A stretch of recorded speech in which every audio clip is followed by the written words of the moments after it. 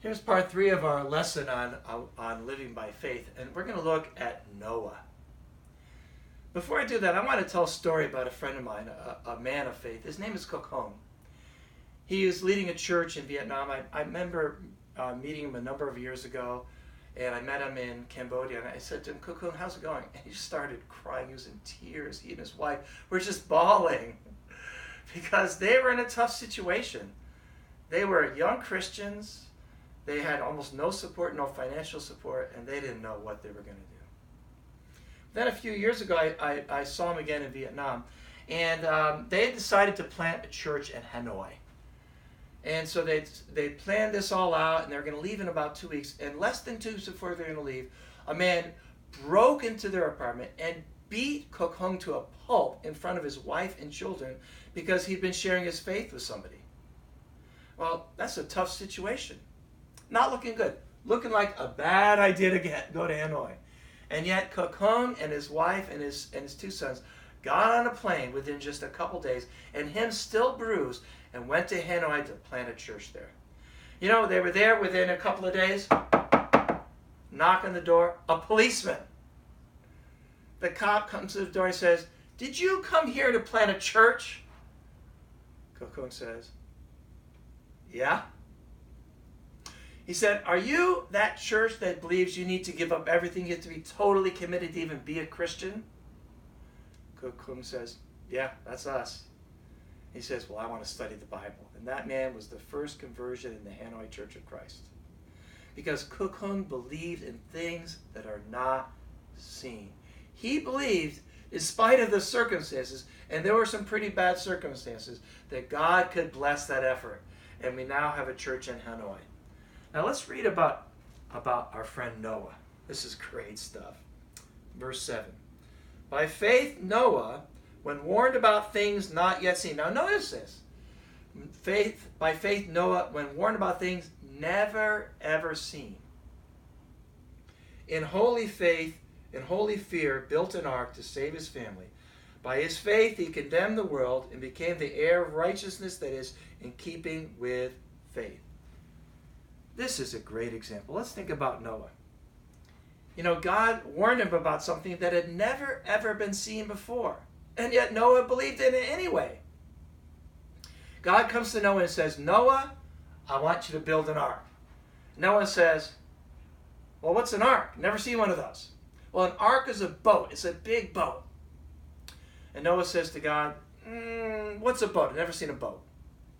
And God says, "Well, it's this thing that you build that's waterproof, and when there's like a bunch of water, you can float over the water." Noah says, "What water?" God says, "There's a flood." Noah says, "What's a flood? Never seen a flood." So God says, "There's going to come a flood. It's going to rain for 40 days and 40 nights. All right, fine, there's going to be a flood. So how big a boat am I supposed to build? About 400 feet long." Noah says, "Seriously, 400 feet long?" "Yeah." "Why do I need to build such a big boat?" "Because of the animals." "What animals?"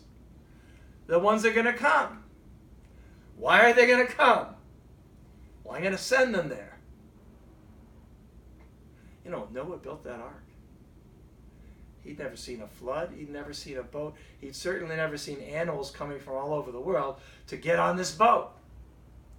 And yet, Noah, in faith, because he believed in that God, he built that boat. Now, I like to think about what happened when he went home and talked to his wife. He said, we don't know her name. We'll just call her Noah's wife. We'll call her wife. Noah says to his wife, "Wife, got some good news. I talked to God today. And we're going to build a boat." His wife says, "Well, what's a boat?" "Well, it's this thing that you build when the water comes so you can float in the water and you don't drown." And she says to Abraham, "Why do we need to build a boat?" Abraham says, "Well, because there's going to be a flood." And his wife says, "What's a flood?" "Well, it's when it rains and rains for days and days and days. All right, and then the water comes up and everything gets covered with water." And Noah's wife says, "Now, who told you this?" "God." Which God? The God you can't see. All right, how big a boat are we going to build? Oh, about 400 feet long. All right, I'm sure Noah's wife thought he was crazy, but you know what? Noah's wife supported Noah. Noah believed in things unseen, and by faith he built the ark. You know, I would have liked to have been there when the neighbors came by, because it took about 100 years to build this thing, right? And so the neighbors come by, Noah, what are you doing? I'm building an ark. What's an ark? Well, it's a boat that, it floats on top of the water. What water? From the flood. What's a flood? Well, when it's when it rains for days and days and days. Now, these people thought Noah was crazy. But I'll tell you this. When it started raining, when they closed the door to the ark, and it started raining, and the floods came up, no one was laughing at Noah. And that's what's going to be when Jesus comes back.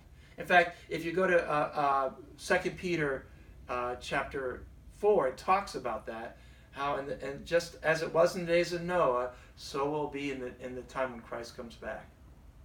Because Noah believed, and that ark got built. And not only did Noah save himself, he saved his family.